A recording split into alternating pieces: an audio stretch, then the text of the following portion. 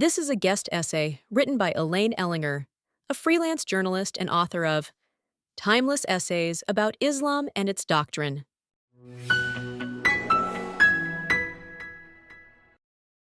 By now, most of the world has heard about endless acts of violence targeting Jews in Western cities, on public transit, in schools, and even outside synagogues. But how many understand the deeper story behind these attacks? How so many Western authorities can continue to put this down to so-called mental health issues or a few quote-unquote extremists, rather than acknowledging it as a direct result of normative Islamic doctrine, strains the imagination. For example, while everyone knows a nice German, this does not excuse or minimize the dangers of Nazism. The difference between this and Islam is that Islam has an anti-Semitic doctrine rather than an ism, and it is that which needs to be addressed, not an extremist here or an extremist there. The method of control currently utilized does more to provide job security for counterterrorists and so-called de-radicalization counselors than it does to address the root of the problem. The West is allowing Islamic doctrine to be taught in schools that drape hijabs on children as if it is culture rather than Sharia law, a law that is used to oppress and even brutalize women in Islamic countries such as Afghanistan. The West is also welcoming Islamic finance, as if it doesn't require a Sharia board, and result in profits that contribute to zakat, the so-called Islamic charity that also finances jihad. And many countries, such as Canada, are adopting so-called Islamophobia regulations to silence criticism of Islam by conflating it with people by definition. Hence, Western countries are rapidly becoming Islamized, even though Islamic doctrine is anti-Semitic in the extreme. At this point, continuing to ignore the obvious borders on criminal negligence or willful blindness on steroids. Jews are now being flown out of supposedly civilized societies into a war zone for their own safety. If this isn't a wake-up call, I don't know what is. So, what does Islamic doctrine say?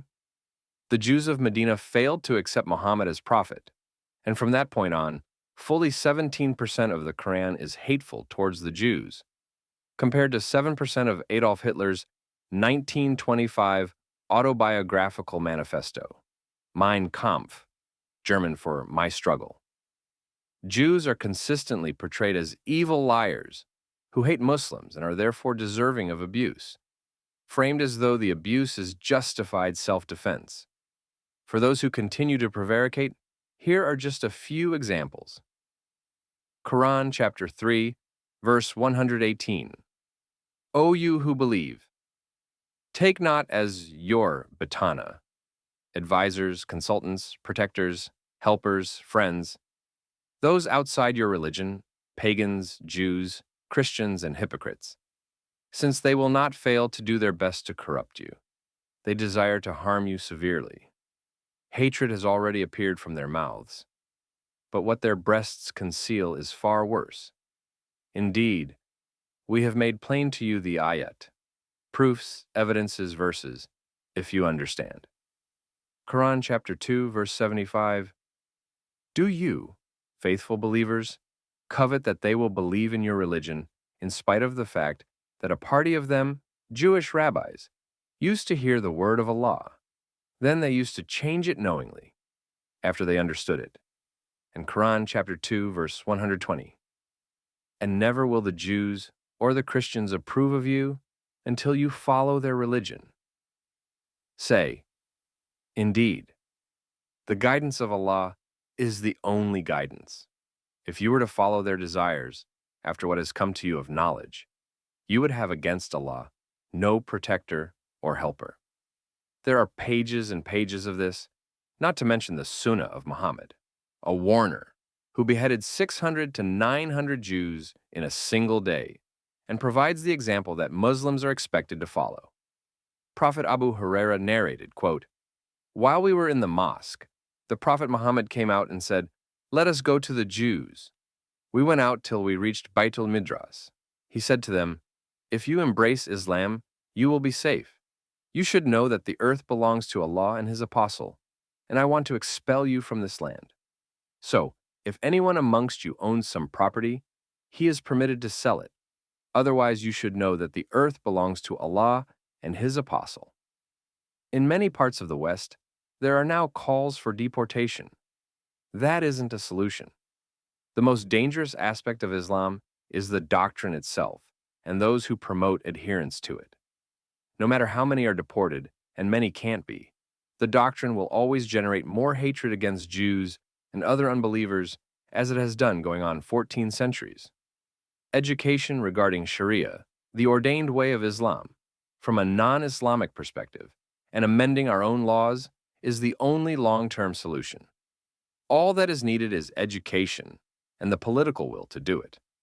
When the political balance of power shifts to Islam, as is happening now in the UK, this will no longer be possible. In The Legacy of Islamic Antisemitism by Andrew Bostom, he cites several reports on the exodus of Jews from the Arab-Muslim Middle East. For example, on May 16, 1948, a Syrian policy of economic discrimination went into effect against Jews. Virtually all Jewish civil servants in the employment of the Syrian government were discharged. Freedom of movement was practically abolished. In Iraq, no Jew was permitted to leave the country unless he deposits $20,000 with the government to guarantee his return. And no foreign Jew was allowed to enter Iraq, even in transit.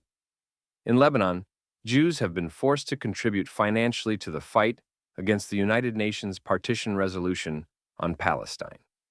Acts of violence against Jews were openly admitted by the press, which accused Jews of, quote, poisoning wells.